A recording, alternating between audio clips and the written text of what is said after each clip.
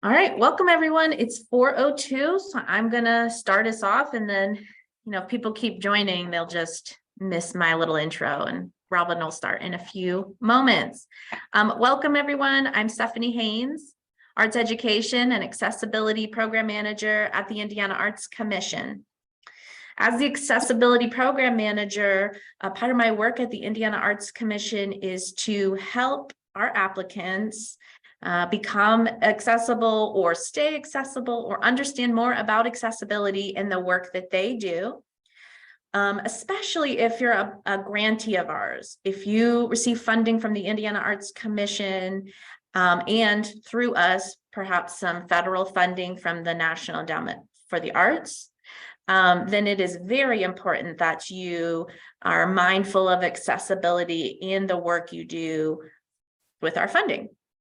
So I answer a lot of phone calls, and I go to training so that I can share information with you all. We have a great website I keep adding to, and we also have an accessibility task force, an accessibility advisory committee that the Indiana Arts Commission convenes to get advice on how we as an agency can be more accessible and how we can provide resources to the arts field to be more accessible. So in that role of accessibility coordinator for the Indiana Arts Commission, sometimes I don't know the answers. And so one of the people I look to for answers is the Great Lakes ADA. They're our regional partner serving the Midwest area, the Great Lakes area, when it comes specifically to the ADA and accessibility. So they are the experts in this area. And so I lean on them on their website and their webinars and their technical support so that I can know more about accessibility. And so what I'm doing is just sharing that resource with you all here today. I've invited Robin Jones, who is the director of the Great Lakes ADA. Let me read her bio here. Okay, Robin Jones has served as director of the Great Lakes ADA Center since its inception of 1991. She's coming to us with a background in public administration and occupational therapy. She's got tons of experience in this area, a great presenter, and I'm really happy to have her here today to share some information with you about accessibility. And at the end, we will do Q&A. So go ahead and drop questions in the chat throughout the presentation. And at the end, we will have a discussion time. So without further ado, I'm introducing Robin Jones. Welcome. Welcome. Thank you. I'm just going to pull my presentation up here for a second. So, oops, and I'm not at the, there we go.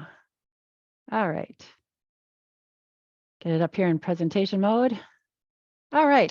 Well, welcome everyone. As introduced, my name is Robin Jones. I use the pronouns of she, her, and hers. I am a white female in my mid-60s. I have short hair that is violet. I'm not sure if that shows up on the camera or not, but it's violet in color. I'm wearing glasses, dark-rimmed glasses, and I have a black top on with a colored black and white neck scarf, and I'm sitting in my office today, and I have a background of an office environment, and I have some hanging lighted snowmen behind me to remind me that it is still winter, even though we have not had much of a winter this year, and I'm thankful for that, which I'm sure all of you are at the same time. So we're going to talk about accessibility, and I've titled this kind of like, how accessible are you? Because I think that's the big question as you look at your accessibility going forward. And I know especially as you apply for funds from the Arts Commission, one of their obligations and responsibilities is to ensure that you do have a mindfulness about the accessibility of your events, to making sure that people with disabilities are included in your thoughts and in your planning, and so that they can participate equally as we might look at other groups that we would pay attention to, whether it be an age issue or whether it be different ethnic or cultural groups, et cetera. So I'm just going to kind of talk a little bit about, just kind of frame it that, we know society's changing. There's a lot of differences in our society these days. We're much more proactive. We've got the passage of the ADA, we've got disability pride. We're talking a lot more about these kinds of things. And,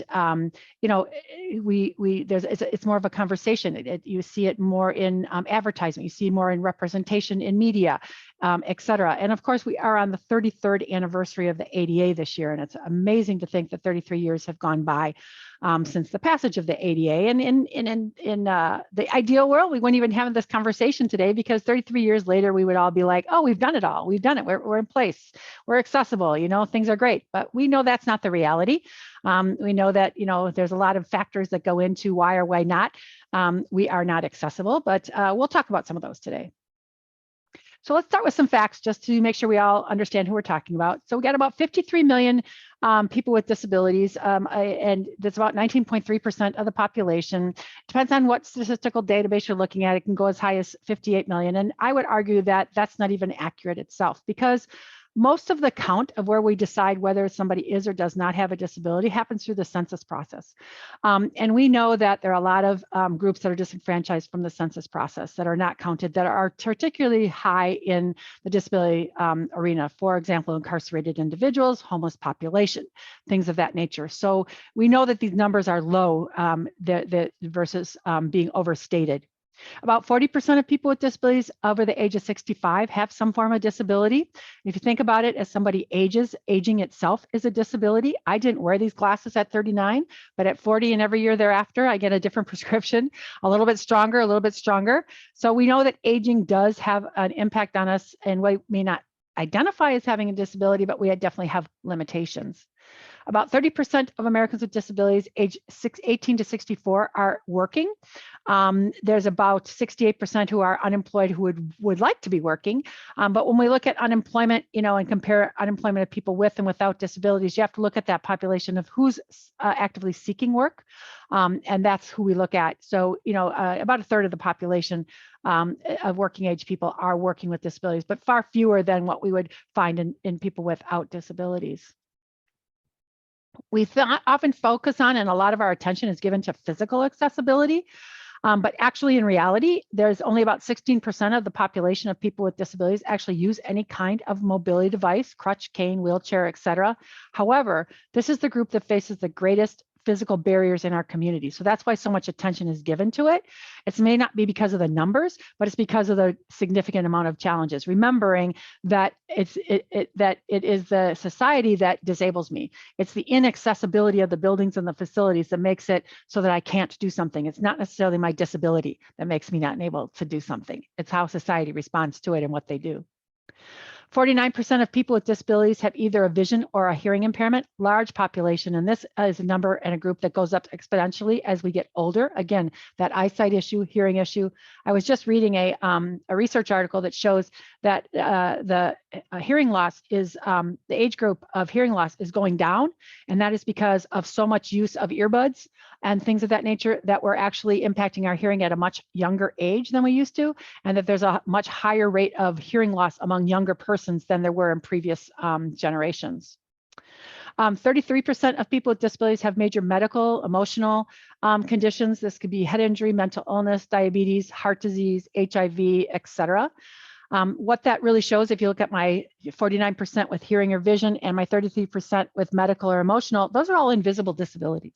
So keep in mind the majority of disability that you may come in contact are those that are visiting and using and enjoying your art and your cultural activities and things like that are probably people who don't visibly look like they have a disability, but may have some limitation of some type that could interfere with their participation. And then that huge issue of that barrier, those physical barriers, and how much of a barrier that is, even though it's a smaller percentile of people. Just a little bit of looking back on kind of like where we've been. We've really come from where people with disabilities were not welcome to now everybody wants to market that they're disability friendly. It's become the new buzz and the in thing to do, right? Make sure you've got it on, on your signs, make sure you're talking, make sure you're using the language, whatever else it might be. This has become a huge issue, and that's good. I'm glad that we're, paying more attention to those kinds of things. We've gone from no access where everything was steps and different grades to now we have universal access. Now, I will point to the fact that this picture on the right does not look very safe. And there's we had a lot of issues, and I only use it for an illustration. I don't say that this is a good design, particularly because of that. But I have seen this in person. I have actually seen this. This picture is deceiving. It is actually a very gradual incline. It's only 1 in 15. It's not 1 in 12. But even then, without handrails and stuff, even though you're not required to have them, with the grade it would be something that I would definitely want to have handrails, which then defeats the purpose because the stairs are going to no longer be effective because you have to walk through the stairrails. So this is just an illustration to just say that ramps and things of that nature are part of, our society nowadays that we didn't have in the past, and we've moved more and more away from strictly everything having stairs and steps. From in a library, you would see a manual card catalog. Now everything's electronic.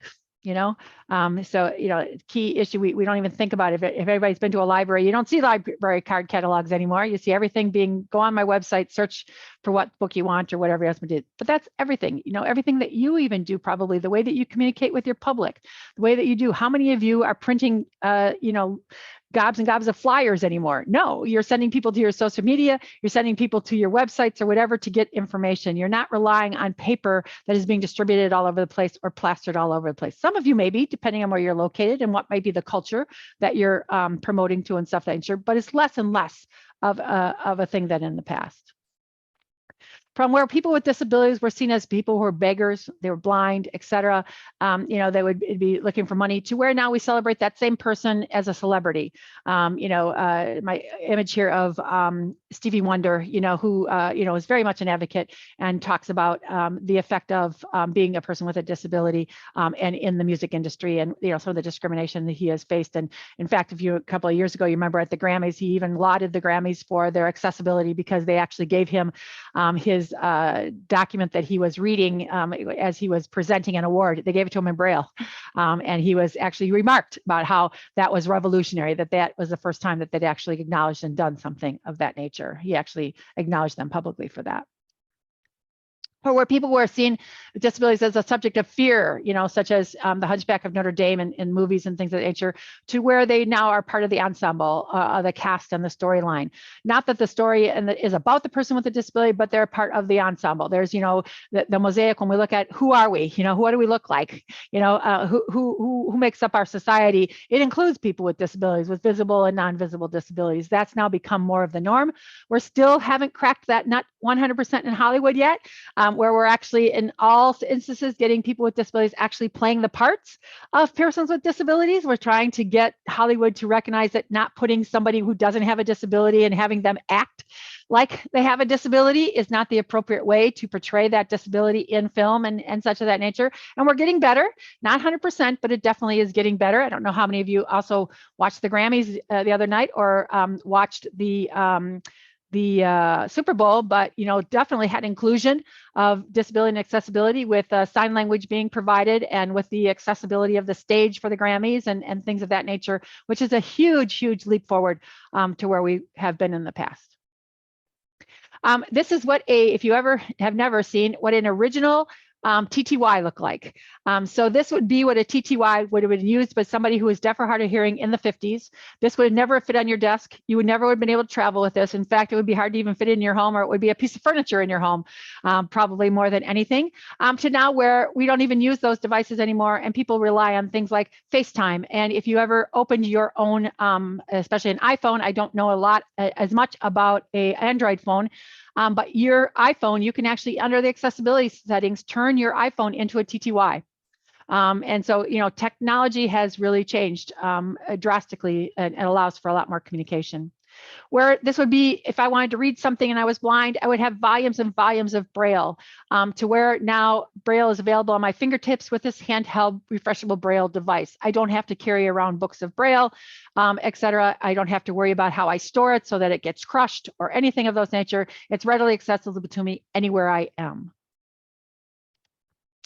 From where we used to have, where people would be given a recording or a written transcript if they needed captioning, and they were expected to be able to watch the performance as well as read the transcript at the same time, to now where we're using all kinds of things like Google Glasses, rear window captioning, and all other kinds of technologies to give people a better experience with the use of captioning. And there's no end to what and where this technology may go. So just to move on from there, just give you, just a refresher of where we've been to remind us, where we come and where we've gone. We still have a long way to go. And thinking about architectural access, and all of us have to and do perform or host or hold our activities somewhere. There is a place. It can be an outdoor space. It can be an indoor space. It can be something that is temporary. It can be something that's permanent. It can be something that's old. It can be something that's new. It doesn't matter. But the issue under the ADA as well as federal law is you really look at whether something is existing in regards to what our obligations are versus something that's been renovated, something that is new construction. So anything, kind of the ADA drew a line in the sand.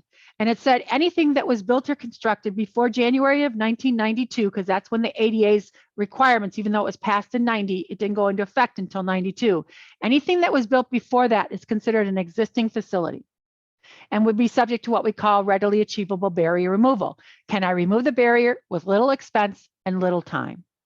If not, then I need to provide an alternative, such as curbside service or a video connection or something of that nature. But again, 33 years later, it's going to be much harder to argue that you weren't able to remove those barriers because you can argue costs with me, but I'm going to tell you, I'm going to say, hey, you had 33 years, you could have done fundraising to remove those costs. It's not that you take a snapshot in time and make your argument that can't do it. You got to look at what we might be able to do. Yes, we have now, and now what can we do in the future, and where will we be moving to the future? So that's kind of, we've kind of gotten past this existing facilities issue because we're 33 years later at this point. Renovations and additions that are done after January 26 have to meet the ADA guidelines. We have two sets of guidelines out there. We have the ones that were issued in 1991, which were the original, and then we have the updated ones in 2010. So if we were already compliant with the 1991 standards, we don't have to make ourselves compliant with the 2010 standards unless we're undergoing construction. I'll give you an example. Let's say that under the 1991 standard, I'm only required to have 50% of my entrances accessible. But when the new standards were issued in 2010, they changed that number to 60%. So if I have two, I'd have to have both accessible. Under the 91 standards, if I had two, I'd only have to have one accessible. I do not have to go back and make both entrances accessible to meet the 2010 ADA standards unless I'm undergoing any kind of renovation or addition to my building. Then I have to meet those standards because I have to bring them up to that standard. But I don't have to retrofit is basically what I'm saying to do that. All right. There are exceptions for technical infeasibility. It's recognized that sometimes there's something you can't do because of the constraints of the building. So for example, I'm in Chicago and we have a lot of street theaters, street storefront theaters, say the name. And some of them are in older parts of the city that are in buildings and facilities, storefronts that have one or two steps to get into. For these facilities, a lot of times they cannot create access. They cannot build a ramp because the only place to build the ramp would be out onto the sidewalk on the street. And they would not be required to do that because you can't interfere with the sidewalk, you can't interfere with the street. So there are going to be sometimes that there are going to be technical infeasibilities. Could they look at a portable ramp? It would depend on how steep that portable ramp was or had to be, but it's something they would definitely have to look at and have to explore. Now, if they're undergoing any renovation or such, they may have to look at how can they create access, how can they redesign the front of the building or whatever to potentially create a ramp or put a lift in or something of that nature. And then, of course, anything that was newly constructed, it had to be constructed so that it was fully accessible. There is no exception or whatever. They have to follow those standards. Now, you're in Indiana, and Indiana has adopted basically the ADA as its architectural standard for your state of Indiana as well, so that you don't have that disconnect between a state law and a federal law. So if I'm in compliance with the ADA, I'm essentially going to be in compliance with my state of Indiana and vice versa. That is not always the case across every state. Some states do have isms, and I'm in one of those states that has lots of isms. So where do you start? How do I know how accessible I am? I can look at the building, I can walk around the building, I can kind of look at things, I can eyeball things and such, but you really have to start with the fact that first question is, when was the facility built? Now determine then what requirements apply to us based on when our building was built. There is no grandfather clause under the ADA. Okay, even an old building, even a historically significant building is not grandfathered in under the ADA. Yes, I'm not required to destroy the historical features of a building that has a historic designation. So let's say, you've got certain, handrailed, brass or whatever. You've got certain architecture, that's been protected because it's historic in nature, et cetera. I know very few toilets that are protected for historic purposes in any way, shape, or form. So to make an argument that you can't make your bathrooms accessible because it's an historic building, we're not going to go there. Okay. I've also seen some really great ways that even entrances have been made accessible in historic facilities and such of that nature as well. So be very careful about using that historic argument if you have that. Now, sometimes there's just technical infeasibility in historic features in historic buildings because of the way the building was built. Like I'll take the bathroom as example. Sometimes just can't move the toilet stack, because of the way that the building was built and the historic nature of the building, or it won't support an elevator or vertical access because it's an old wooden structure and it doesn't have the infrastructure to support things like the hydraulics and stuff that might be needed for a lift or things of that nature. So sometimes there are technical infeasibilities that will come into play, and why I would not be able to do those kinds of things. But when you're doing those things, even if you've had renovations and such that have been done, and don't be placid and say, oh, I'm sure they dealt with that. I'm sure our architects and designers at the time that they did that made sure that they were compliant. I can tell you that almost every building that I've been into since the construction of the ADA, I can find something wrong, with it that wasn't done correctly. So don't be complacent that somebody's told you it's fully accessible. Really know and understand your building as to whether or not it is accessible or not. And then decide if you're going to do an assessment or need to do an assessment, who's going to do it? Are you going to hire somebody externally to do it for you? Or are you going to use your own staff to conduct an accessibility review? There are many consultants out there who will come in and do an accessibility survey and for you. Some disability groups, will offer this as a service and to the public as well. There are many resources available for helping you with accessibility, many checklists and things that help you identify what it should be, what it looks like now, what it should be. And all of these are hyperlinks in my handout to take you to all of the websites that have all of these resources available for you to go through and look at. Also, I think some of them are on the Indiana Arts Commission website as well. So if you're going to do a self-assessment of your facilities, you're going to need tools. One, determine what checklist you're going to use. Again, state-specific requirements. Again, I'll use Indiana as an example. You do adopt the ADA, but under parking, you have some differences in that you do require certain colors and striping to be used in your parking. ADA doesn't require any striping or certain colors or designations for accessible parking, but your state code does. So that would be something that you would have to look at. Are you going to do it on paper or are you going to do electronic? I would need a tape measure. I need a level, and I need a door pressure gauge, or you can use a fish scale as an alternative. That's an old-fashioned low-tech version. We highly recommend a digital camera to take pictures because you want to be able to go back and refer to what you're talking about. And we also really strongly recommend doing this in pairs. Don't do it by yourself. It's great to have somebody who helps you do the measurements and helps you record those kinds of things just to get that idea. Plus, getting two perspectives on things is very useful. Again, determine how many copies of checklist you're going to need. I mean, if you got 3 bathrooms, you're going to need 3 checklists, 1 for each bathroom. Don't make an assumption that everyone is going to be the same or they're a mirror. I've gone into buildings that somebody will tell me, oh, these are a mirror. Every floor is got the same. You know what I find? While the layout may be the same, there could be things that were done differently in each of those bathrooms. Something could have been hung, like a paper towel dispenser could be hung in a different place. The toilet paper dispenser, something could have been hung differently or whatever. So don't think, even if the blueprint might be exactly the same, that all of the features inside are exactly the same. So be careful about that as well when you have multiple toilets and such. Taking measurements, make sure that you're looking at measurements exact. Again, nothing is less or more, is not compliant. You can't, it's an absolute that, under the ADA, where the center line is, if something, it has to be between 16 and 18. So if it's 17 inches, it's fine. If it's 16.5 inches, it's fine. If it's 18.5 inches, it's not fine. Okay, so just because it's close to 18, it's got to be within those time frames. So really be careful when you're looking at measurements, if you're doing this on your own, that you pay attention to what their measurement requirements are, and don't say, oh, a half inch. A half inch can make a huge difference for somebody. I'll use an example, a grab bar and how a grab bar is mounted and the size of a grab bar. If there's too much space between the wall and the grab bar, depending on the type of grab bar that you use, somebody's arm can fall in between there and they can get, it can break. And now you've got a liability issue and you're going to get sued for liability. There's a specific reason why grab bars are only so far away from the wall or that they're so long, et cetera. That's all been factored in for you. Don't yourself make a decision that somebody still could use it or not use it, even if it's not compliant. You've got risk. Door openings, you know, everybody says to me, oh, we have a 32-inch door. They told me I have 30-inch door. No, it may be a 32-inch door, but when it's open, it may not be 32 inches to go through the door.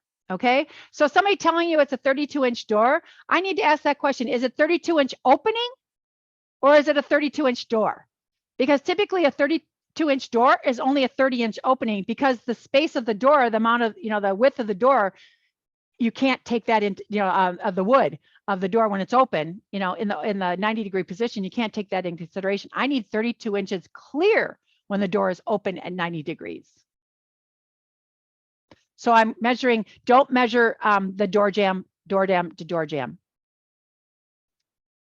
Measuring heights, again, toilet height and counter heights. These are all very important height requirements. Make sure that they're exact or that they're within the range. Don't say, oh, it's close enough. It does make a difference for somebody from an accessibility perspective. Door pressure is really important issue. People don't really think enough about how heavy is it to open the door. Now, if you're in an organization such that you always have somebody present that is opening the door, or your doors are always left open when the public is in there and such of nature, it's not as much of an issue for you. But if you have doors like bathroom doors and things like that nature, it is important to know how heavy is it for that door to be opened. A door cannot be more than 5 pounds of pressure to open to be compliant under the ADA. I can bet if I went into majority of facilities and used my door gauge, I would come up with 7.5 to 10 pounds of pressure. 5 pounds is the maximum. Slopes, you don't often think about, you know, how do we measure ramps and things like that? You have to measure along each, you know, section of the ramp. A ramp may be 12 feet long, and depending on how it was constructed, it may not be the same slope all the way through the ramp. So you want to make sure that the top and the bottom and the middle are all the same, that somebody didn't pour the concrete in correctly. I recently worked with an organization, had a contractor who installed all their ramps. They thought everything was fine. And the contractor, yeah, they were fine at the top, they were fine at the bottom, but there was a huge dip in the middle, and it ended up being that it was 1 in 10 in the middle instead of 1 in 12, which meant that somebody going up the ramp was fine at the bottom, but when they hit the middle of the ramp, they had a huge problem. And we would also advocate 1 in 12 is the minimum. We advocate for more. If you can do a 1 in 13, 1 in 14, 1 in 15 ramp, if anyone here has ever tried to get up a ramp in a manual wheelchair at 1 in 12, you know how hard it is to use. And even though that's the minimum, ADA is the minimum, you always can go above. Think that mentality. Think that thought of that, okay, so we done the minute, can we go more than that? Can we create greater access? Don't think of ADA as only a compliance issue. Think of it as an accessibility issue for everyone. Take pictures of everything. Now, old-fashioned camera here. Most people are using their phone these days, you know, take pictures. But you really find that if you're doing stuff and you're trying to create a report and trying to illustrate, especially if you're making a point to your board or you're making a point to a funding agency or something of that nature that you need money for accessibility, having a photo of what the problem is really important, because it helps you, allows you to go back and look at it and revisit it as you're going through the process. Great for before and after pictures also. Okay, so I'm going to talk in my remaining time about your programs and services and accessibility, because architectural accessibility is just the one piece. That's like, get me in the door, okay? You know, and the mindset is build it and they shall come, not build it when they come, right? So make sure your facilities and such are accessible. But when you think of accessibility from an architectural versus programmatic accessibility, take wherever your facility or your program is being held, turn it upside down and shake it. Everything that falls out is programmatic access. That's stuff we have to worry about making modifications, changes, etc. to. The things that are still there when we turn it around, that's our architectural access. That's going to always be there. And they're two very different things. So when we've achieved architectural access, we may not still have programmatic access. We may still have issues with our programs and services being accessible to people with disabilities. So don't become complacent just because your facility may be architecturally accessibility. Because remember, the majority of disability is invisible disabilities that may or may not need the architectural access, but may need your programmatic access. So I'm going to start with language. This is not something that's specifically covered in the ADA, but I think it's a very important part of your accessibility. Language is extremely important. We have for a long time looked at and focused on the use of disability first language, putting the person before the disability, using terminology like person with a disability, person with disabilities, etc. Times are changing generationally and otherwise, and there is a movement and there's a large group of people out there looking at language in disability as identity first language, which centers on the disability while still recognizing the person. So disabled person, disabled people. So it's really important that you look at your language that you're using in your brochures, in your websites, in any context that you're using and discussing and talking about people with disabilities, and have a policy or practice in place as to how are we going to, and what language are we going to use. I often get the question about, well, what should I say or write? Again, acknowledging the fact that everybody's different, everybody has their own preferences, not one size fits all group or population. You know, one disability community might prefer one language term over another, such as blind or low vision, autism, deaf or hard of hearing, etc. What we really advise is to ask the person or group what they prefer, and that some people have no preference at all. So when you know the audience that you're addressing, ask them. And this is where it gets important to know your disability community and your audience. And you heard Stephanie talk about the fact that they have a committee or an advisory group and stuff. We strongly recommend this as a best practice. This is not a requirement under the ADA or anything, but getting feedback from your community, those that are part of your community who have disabilities. They should be part of that, helping you identify what language do we use, what terminologies are we as a organization going to use when we portray people with disabilities in our in writing or in our communications or things of that nature. As I said before, build it and they shall come, not when they would come. So as you're looking at your programs and services, if you don't, you know, first and foremost is, where is this being held? What is it? What do we have to consider, especially if we may not have a facility and we move it around, or even when we do have a facility, do we own or lease it? That makes a difference. Sometimes, you know, we have to be really strongly looking at, what does our lease agreement say? What do we have control over? What do we don't have control over? Even if I am a leasee, I still have obligations under the ADA. I can't say, well, my landlord won't let me do it. You know, I still have obligations to ensure that my programs and services are accessible. My landlord made me do it or whatever is not a defense or excuse, you know, under the ADA. You're still responsible for the accessibility regardless if your event is open to the public. What you might need to do for accessibility may make a difference between what you have control over or not.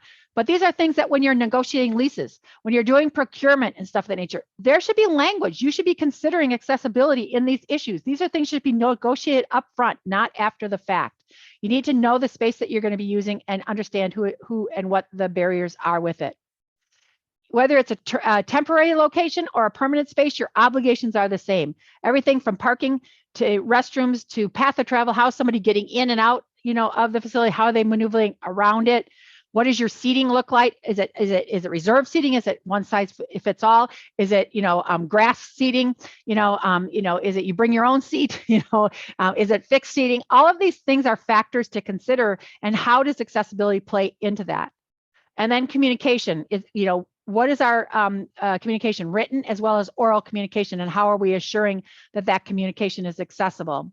And then sales and service counters as well, you know, how are they accessible? Again, whether this is permanent or this is temporary space. Also, always understanding that you need to work with your on-site staff to ensure accessibility is maintained. I can go through and walk through a building and it's perfectly accessible 1 minute, and a staff person comes around and puts the garbage can in front of the elevator buttons, or puts the planter in front of the elevator bins, or moves a display or a sign over to where, and is covering up the automatic door opener, you know, as something at an entrance. I mean, I've seen this so many times and times again. The building's fully accessible, but it's something that somebody does. in the facility, the lowest denominator often, that makes my building inaccessible. Or they don't know how to answer a question about accessibility is also a problematic issue as well. Looking at and examining your policies, practices, and procedures. Do we have accessible seating locations? If we have pricing, are they equal and equivalent? How have we distributed our accessible seating? So if I've got a venue and I've got 3 tiers of pricing, I better have accessible seating available in all 3 of those pricing levels. If I architecturally don't have accessibility in all of 3 of those pricing levels, I need to modify my policy and create a cheaper ticket in the other pricing levels, other seating levels at a cheaper price. So if I have a $10, a $15, and a $25 level, but I don't have any accessible seating in the $15 level, I'm going to have to create $15 seating in those other levels proportionally. So if 50% of my seating is in $15, then 50% of my accessible seating is going to have to cost $15, even if it's not located where $15 seating is located. I could talk hours on just ticketing, and we could have sessions and sessions on just this issue. But again, understanding these are part of your policies, practices, and procedures. Companion seating, assuring that somebody can have companion seating. Under the ADA, I must allow somebody to have up to 4 tickets unless I restrict everybody to only 2 tickets or whatever. That would be adjacent to each other for accessibility. Somebody should be able to sit with their family who has a disability. They shouldn't be relegated to only being able to sit with one person who has a disability. So what are my policies and practices around my seating? What is my communication accessibility? How are we addressing accessibility if we have brochures and flyers? Are they accessible? Are we using PDF documents on our website? Are they accessible? Do we offer somebody the option to have their material sent to them electronically accessible? Do we give people large print options? Do we have Braille? How would we respond to a Braille request? Are our websites accessible? What about our other online services of purchasing tickets or information, etc.? Is that accessible? If we're offering virtual events, are they accessible? Are our tours accessible? How do we ensure accessibility? Do we provide touch tours if we're a museum that has artifacts and things of that nature? Do we provide audio described tours for individuals who are blind? Do we provide sign language in tours, etc.? All of these things would have to be addressed and be part of your policies, practices, and procedures to ensure accessibility. Because yes, you have an obligation to ensure somebody with a limitation of vision, hearing, etc., would have access to any tours that you provide. Ensuring that our live performances are accessible with sign language, real-time captioning, etc. Do we have notice to the public? What are we saying to the public about their ability to request an accommodation? If I need a sign language interpreter, if I need real-time captioning, if I need or I'm requesting a touch tour, or if I'm requesting anything for access to your venue, how do I request those accommodations? Do you have deadlines? For a performance, do you have a 1 week or 2 week in advance deadline for requesting an accommodation? That's going to depend on your ability and what it takes to be able to arrange a sign language interpreter or a real-time captioner or whatever. In the geographic area where you're located, what does it take? You need to know these resources. You need to know who they are in your community. What is their time frames? What does it take to be able to arrange? Do they need a 48-hour notice, 2-week notice, whatever? That drives your deadline to the public in regards to advance notice. And being able to serve that. And then who do they contact? Making sure that you're publicizing and making it aware of who do I talk to if I need an accommodation. Really critical, important to make sure that the public knows what your accessibility features are or are not. If you're not accessible or there's certain areas that are not accessible, make sure you're clear and upfront about that and you give people information about what actually that is. I can then make a judgment for myself whether I can enter or I can use your facility. So the fact that you may have a 2-inch step or a 5-inch step or a whatever, you need to let people know that so that, it is a 5-inch step or whatever. I can make a decision. Well, I can clear a 5-inch step so I can still go to your facility, but you're giving me information about the accessibility or the inaccessibility of your facility. If your bathrooms are not fully accessible, you don't have a 60-inch stall, but you have a 48-inch stall, let me know you have a 48-inch stall. I'll make the decision of whether or not I can use that bathroom or not. Okay, but you know, providing me that information, that's problematic. That's going to deter me and stuff. And remember, people with disabilities like to go out with their family and friends and others. Families like to go out who may have a person with a disability. So it's not just you're losing potential customers and clients, you know, of that one person with a disability. You could be potentially losing a family or a friend, gathering or whatever, who can't come because they don't know about your accessibility and they can't make that risk, or, they're making assumptions. Since you don't tell me, I'm going to assume you're not accessible. I'll tell you, the disability community makes the assumption you're not accessible until you tell me I'm accessible. They've had too many bad, experiences with inaccessibility. Again, effective communication is huge. It's everything from sign language interpreters, real-time captioning, assistive listening systems in auditorium or collective group settings. Telephone communication, how are you communicating with the public? Are you training your staff on how to take a video relay call or how to use the relay system? Text and website communication. A lot of people are now offering text options for being able to get and receive information, sign up for our text alerts kind of thing. That's a great way to communicate with people who are deaf and hard of hearing. They rely a lot on those kinds of communication over having to call and get information on the telephone. Again, making sure that your materials are in alternative formats and available. Know how to create Braille, or who can create Braille for you. Know how to create large print. It doesn't have to be your fancy brochure or your fancy program or whatever, done in large print. It's the information that's inside that they need in large print. They don't need all of the graphics and the, pretty stuff or whatever. So if it just means that you create a Word document that's in large print, you've met your obligations. You don't have to have a fancy brochure that has all of the color and all of the diagrams and the whatever's on them in large print. People over complicate these things. You don't know how bad your website is. You better learn how bad your website is. And I'm calling out here a little bit in the Indiana Arts Commission here, and that I did a little review. This is a quick review of the website. You can use this tool at wave.webaim.org, and it comes back a report of all of your errors.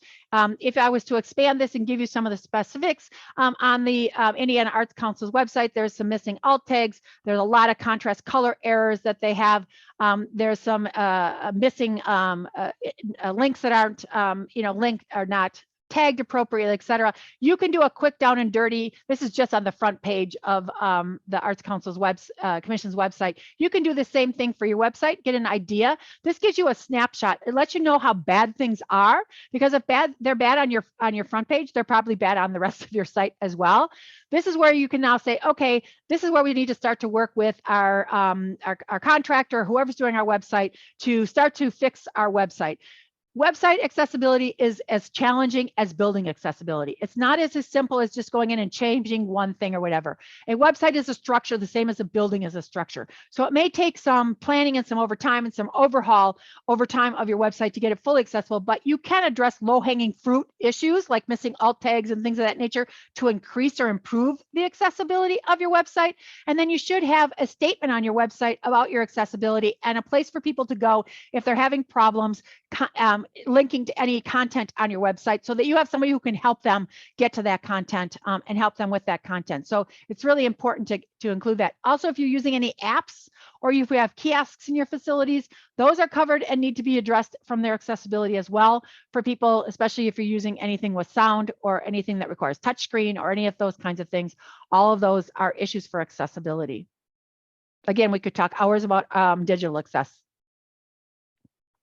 If you're having remote versus in-person events or hybrid, really important that you look at the technology that you're using, look at the accessibility of it, understand whether it's accessible. How are you going to use sign language or video feed? How are you going to use captioning? Human generated is very different than artificial intelligent captions. The accuracy of it is a huge issue. Artificial intelligent captions are only about 70 to 75% accurate. That affects accessibility. So you really have to think about that. Human generated is not perfect, but it's far better, especially if you've provided your captioners with some kind of a script. If it's a performance or whatever, they can pre-program certain terminologies and stuff into their equipment, so they're much more accurate than you're going to get with audio with artificial intelligence. What about audio description for your visual content, especially for anything that is visual in nature, whether it be an art performance, it be a display, etc. What are you doing about audio description for those kinds of things? And then if you're using virtual, minimizing features like chat and stuff like that for distractions for assistive technology, and understanding just what are those limitations in that world. If you're doing hybrid events, we're seeing a lot more hybrid events. Again, the sound and quality of your speaker feed is critically important to accessibility. Your camera feed is critical to accessibility. And how are you going to manage captioning and sign language in a virtual world, especially if you have people who are attending in both in-person and virtual who need those accommodations? So how are you going to be balancing those in the virtual world as well as the in-person world? All of these things need to be considered and should be part of your plan and should be part of your planning. Can't say enough about staff training, disability awareness.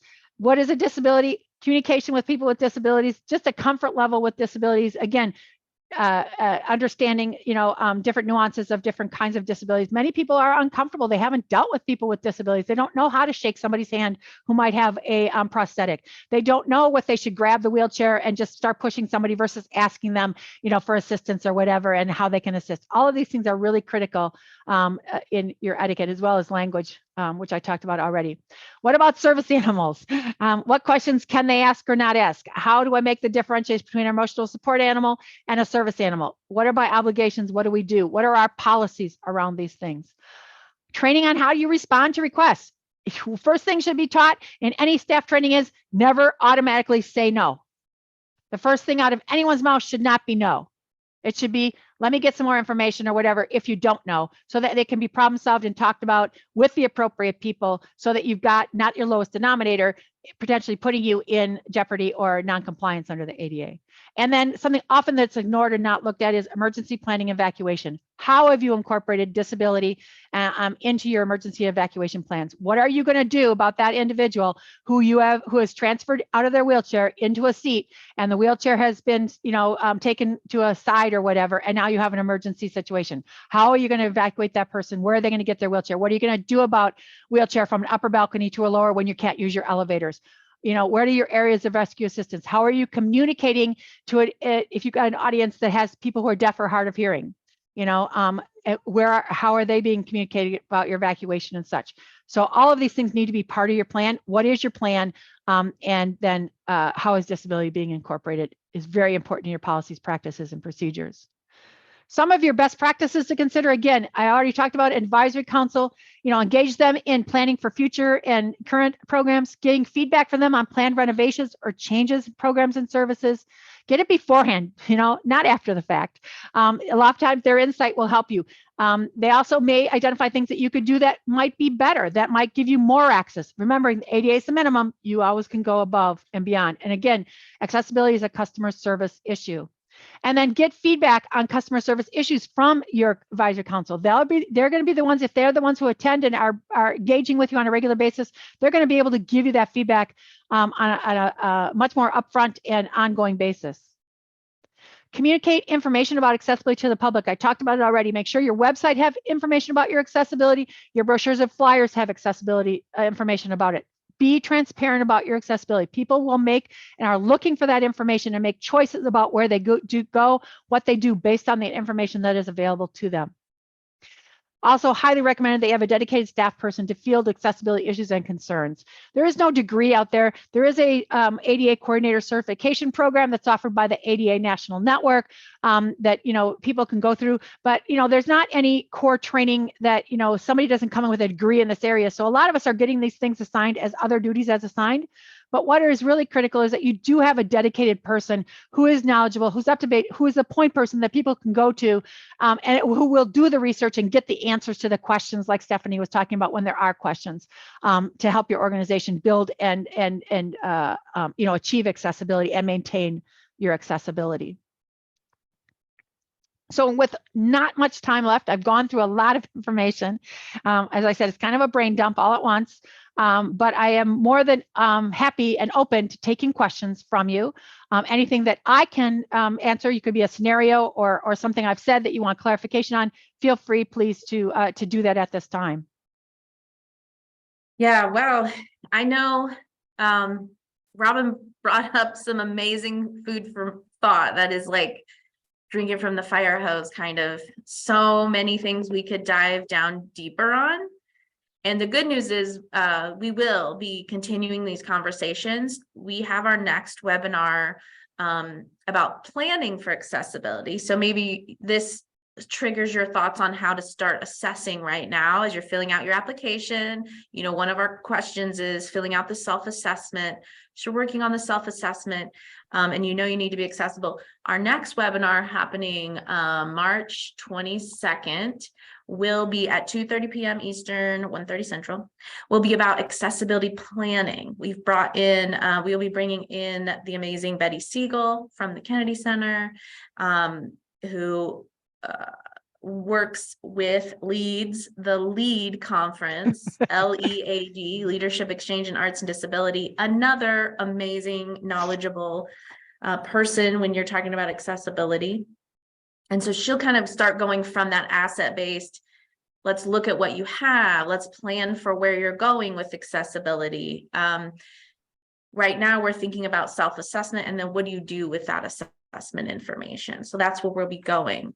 I would like real quickly, as we wait for any questions to come in, Robin, tell us real quick about your anonymous hotline that you have at Great Lakes ADA. Yep. So we have, people can contact us a multitude of different ways. And I have a slide that kind of, whoops, I'll go forward. So that's my information. You have my contact, you'll be able to contact me, but we offer an 800 number, which you can call. And for, depending on where you are in Indiana, the hotline is open 8:30 a.m. to 5 p.m. Central Time. So that kind of factor that for your, if you're on the Eastern Time, you can call. You don't have to tell us who you are or anything. You just can, throw out an issue. Hey, we're experiencing this. Maybe you've been talking about something and you kind of have what you think you're going to do, but you want to get maybe verification. We're happy to talk that through you. We might be able to give you other ideas and things to, to talk about. We also have a wealth of resources that we might be able to, like, you're looking for something you can't find, you do, all of us have used Google or whatever, and we get like 50,000 things. We don't know which one's reliable or which one's the right one or whatever, we'll help you factor through that and can, refer you to things, maybe even some local resources that might be able to, to assist you with things on such. So, feel free to use that. We also will take email inquiries. So you can send an email to us. We have a form on our website. You can also submit an inquiry through. And then just other ways to follow and get information from us is we have a lot of social media. So you're welcome to join us. And when you get my handout, each one of these is clickable. So you'd be able to go right to and sign up or follow us and get our tags and things of that nature. We also have a listserv where we send out all the information on our training. We offer, as you heard Stephanie say, we offer a number of webinars. We have a specific arts and recreation webinar series. We have a ADA legal law webinar series where we talk about case law. We have an architectural accessibility series. We have an accessible technology series. And we have an Ask the ADA Professional series, which is just throws out a different question every time, and we dive down and people can just ask questions. So right now we're doing one on parking, and you wouldn't believe how many people have questions on parking. And we did one on service animals. We do different ones that are just an hour long, where it's just open field, ask whatever question you want. So all that information's on our website, and they're all free. They don't cost anything. They also are all recorded. So even if you see one that you like, but you can't attend, they're all recorded, and you can go back to the archives. And you might also find our archives to be useful on other issues, because we have a wealth of archives going all the way back to 2012 that have recorded sessions on various topics. So feel free to also explore those as well.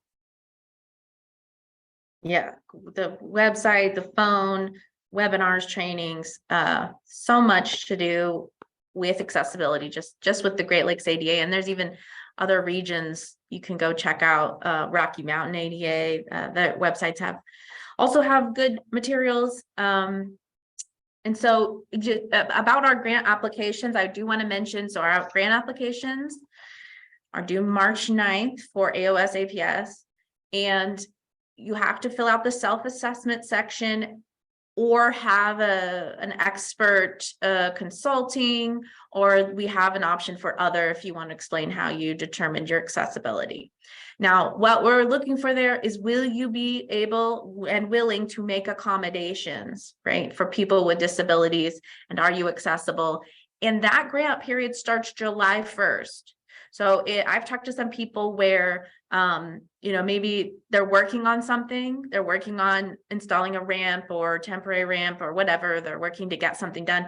We are looking at this grant period, if you're funded, to start July 1st. So you have some time, even after you fill out the application and say, we're working on this thing, we know we need to be accessible.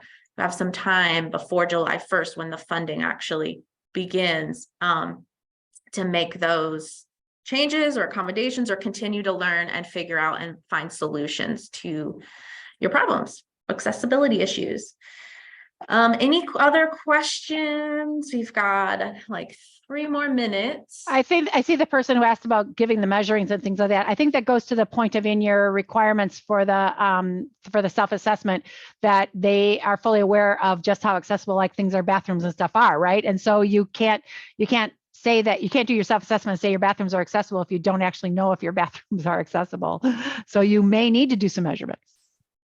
I do some. Yeah. We fill out our 504 workbook. It's pretty thick PDF document I do once a year. Water fountains and things. Yeah. So.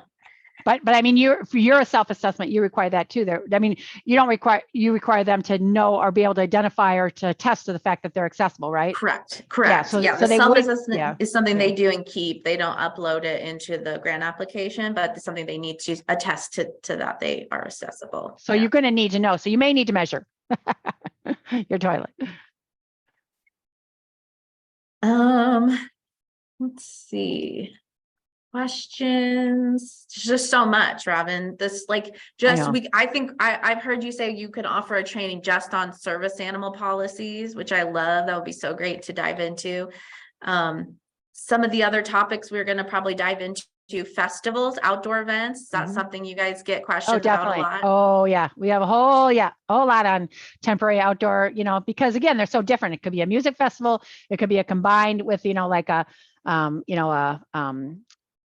craft fair and a music thing. So you've got multiple things. You got sales going on at the same time you go on, performance going on. So you got a lot of things like that going that happen. Or food, you bring food into the mix, a whole nother thing. So yeah. Yeah. So thank you so much for being here with us today, Robin, and sharing this wealth of knowledge that you have. It's so much. It's really impressive. We're really glad to have you as a partner and a resource for ourselves and for our grantees. So thank you for being here. Thank you very much. And I hope to have contact with many of you in the future, one way or the other. So feel free to contact us. All right. Thank you, everybody. Thanks, everyone. Thanks for being here. Have a great day.